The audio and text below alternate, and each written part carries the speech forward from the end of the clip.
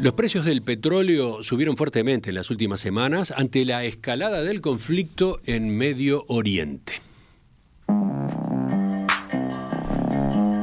Luego del último ataque de Irán a Israel, el valor de la variedad de crudo Brent aumentó más de 10% en unos pocos días. Se trató del mayor salto semanal en la cotización desde los primeros meses de 2022, cuando comenzó la guerra entre Ucrania y Rusia. ¿Qué implica un escenario de precios más altos a nivel internacional? ¿Cuánto importa Irán en la producción mundial de petróleo? ¿Qué pasó con la evolución de otras variables financieras a raíz de este conflicto en Medio Oriente? Vamos a examinarlo con el economista Matías Consolandich.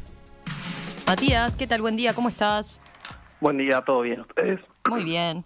Matías, si te parece, ubiquémonos primero en los números concretos, ¿no? Del aumento de los precios del petróleo que vimos en estos días, así más recientes. El salto fue realmente importante, ¿verdad? Sí, fue grande, Romina. A ver, el precio del petróleo Brent llegó a cotizar algo arriba de los $80 por barril. En esta última jornada tuvimos una leve caída, pero se trata de un aumento, como decía Emiliano, de más de 10% frente a valores de $70 por barril que se observaban una semana atrás. Como mencionaba Emiliano, el disparador de esto fueron los ataques de Irán a Israel. En la medida en que el conflicto está concentrado en una zona que es clave para la formación de precios de ese mercado y donde algunos de los actores son jugadores importantes en la producción de petróleo, era esperable, digamos, ver movimientos en esta dirección. Vayamos por ahí, si te parece. A ver, ¿qué tan relevante es Irán en el abastecimiento total de petróleo? Bueno, primero, déjame decir que los números de oferta y de demanda en el mercado internacional de petróleo suelen medirse en millones de barriles por día. En el mundo se consumen algo más de 100 millones de barriles por día y se produce una magnitud similar, es decir, no hay grandes variaciones de stock, al menos no en una forma sostenida en el tiempo. Irán produce algo más de 3 millones de barriles diarios, por lo que concentra cerca del 4% de esa producción total. Es el séptimo productor más importante a nivel mundial y es por eso que la posibilidad de que la respuesta de Israel termine involucrando, afectar las instalaciones petroleras de ese país, estuvo un poco atrás de la suba de los precios que vimos en estos días. Pero también está el riesgo de que el conflicto siga escalando y eso genera una disrupción todavía más grande en el suministro de petróleo en esa región. Es decir, que no se limite solamente a Irán, ¿no? En Medio Oriente se produce aproximadamente el 30% del petróleo total y el 20% se traslada por vía marítima desde esa zona. Irán manifestó en varias ocasiones que podría imposibilitar la salida de esa producción y eso tendría un impacto muy fuerte sobre la oferta mundial de petróleo. Uh-huh. Matías, ¿y qué tipo de escenarios de precios se están previendo? ¿Vamos a volver a cotizaciones arriba de los $100, por ejemplo, como las que vimos con la invasión de Rusia, cuando se dio la invasión de Rusia a Ucrania o cuando Hamás atacó a Israel el año pasado?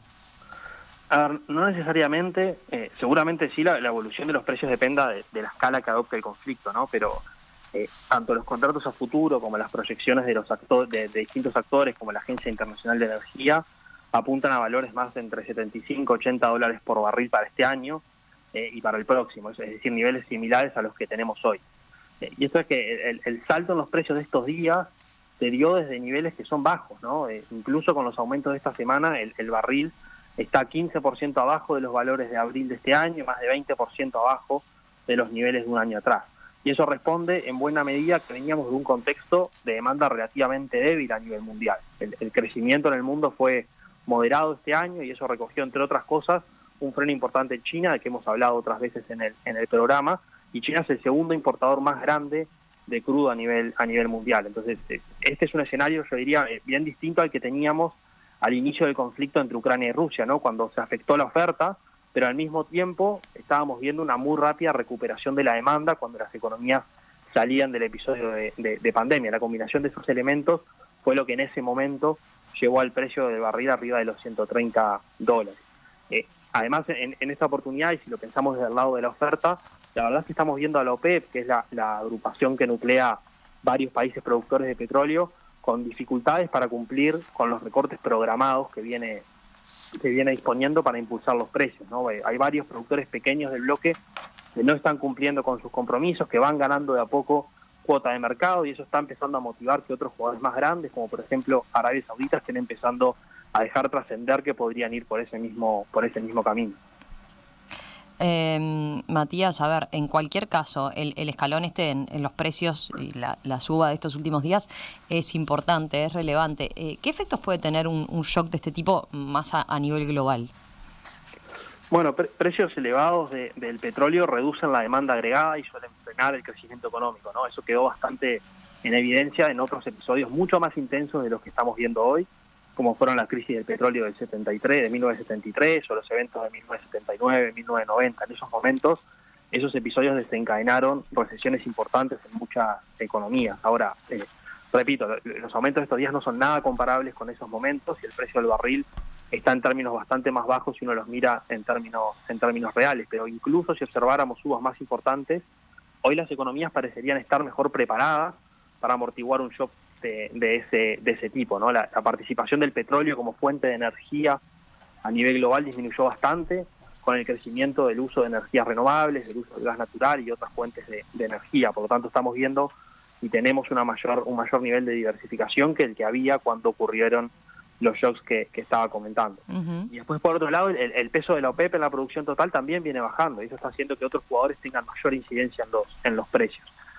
Todos estos elementos, digamos, hacen prever que el impacto de un salto en los precios probablemente sea más acotado que antes, aunque eso no quiere decir para nada que un shock de este tipo sea inocuo sobre la actividad económica. ¿Cómo impacta esta suba fuerte del precio del petróleo en Uruguay? ¿Cambia la perspectiva de los precios de los combustibles en nuestro mercado? Luego de la baja, por ejemplo, que dispuso el gobierno hace algunos días nada más, ¿no? A comienzos de mes. Sí, bueno, a ver, hay algunas consideraciones, Romina. Primero, que países importadores de petróleo como nosotros, esto implica un shock negativo en términos de intercambio, ¿no? O sea, se nos está encareciendo un bien que importamos y eso en el margen es una noticia negativa para la economía.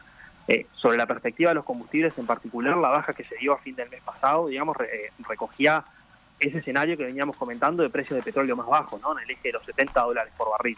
Hay que ver la persistencia del cambio de precios a nivel internacional, pero este nuevo escenario de sostenerse sí puede motivar algún ajuste, digamos, en el sentido contrario. Ya para cerrar, Matías, ¿cómo viene siendo el impacto del conflicto en Medio Oriente sobre otras variables financieras a nivel internacional? ¿Qué es lo que están viendo?